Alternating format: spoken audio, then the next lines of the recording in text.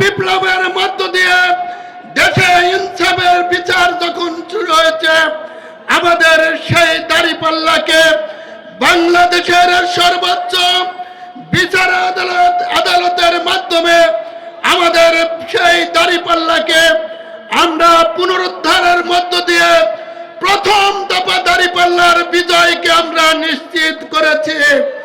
দ্বিতীয় দফায় আগামী 12ই ফেব্রুয়ারি জাতীয় সংসদ নির্বাচনের মধ্য দিয়ে বাংলাদেশের 300 আসনে জামাত ইসলামী এবং 10 দলীয় ঐক্যের যেই প্রার্থীরা নির্বাচন করছেন, সেই নির্বাচনে জামাত সহ 10 দলীয় ঐক্যের বিজয়ের মধ্য দিয়ে আগামী বাংলাদেশে ইনসাফের সরকার কায়েম করা হবে। যেই সরকারের প্রধানমন্ত্রী হবেন জনাব ডাক্তার শফিকুর রহমান ইনশাআল্লাহ। সংগ্রামী ভাইরা, আজকের সেই নির্বাচনকে সফল এবং সার্থক করার একটি অংশই হচ্ছে আজকের এই ঐতিহাসিক জনসভা।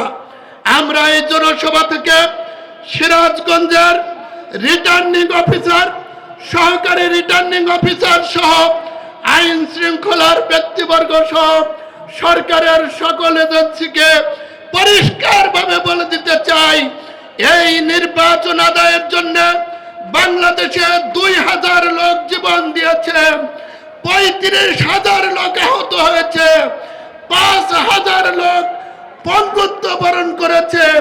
সেই এত ত্যাগের পরে যে ঐতিহাসিক নির্বাচনের জন্য দেশবাসী সহ বিশ্ববাসী তাকিয়ে আছে, সেই নির্বাচনকে অবাধ, নিরপেক্ষ, গ্রহণযোগ্য নির্বাচন অনুষ্ঠানের ক্ষেত্রে আপনারা ঐতিহাসিক ভূমিকা পালন করুন। আমরা ইতিমধ্যেই লক্ষ্য করেছি আজকে প্রশাসন একটি দলের দিকে ঝুঁকে পড়ার চেষ্টা করছেন।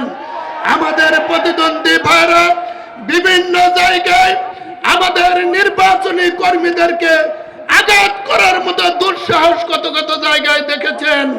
আমরা পরিষ্কার ভাবে বলে দিতে চাই, আমরা এই নির্বাচনকে অবাধ, নিরপেক্ষ করার জন্য, দাঁড়িপাল্লার বিজয়কে আমরা ছিনিয়ে আনার জন্য আমাদের সব ধরনের ত্যাগ আমরা পেশ করতে প্রস্তুত রয়েছি। কোন ষড়যন্ত্রকারীকে প্রশ্রয় দেওয়া হবে না ইনশাআল্লাহ।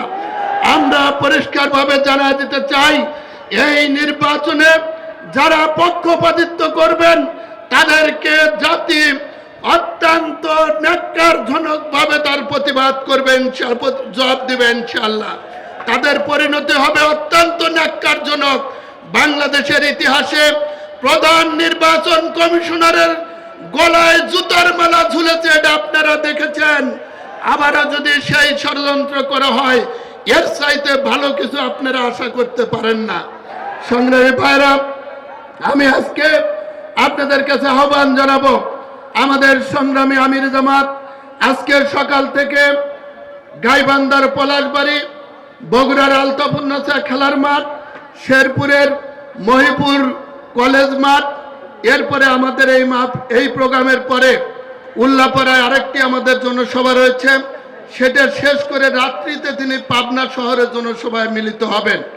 আমরা দোয়া করি আমাদের আমির জামাত সবগুলো প্রোগ্রামই যথাযথভাবে সুস্থতার সাথে আল্লাহ তাআলা যেন অংশ নেওয়ার তৌফিক দান করেন, এজন্য আমরা দোয়া করছি।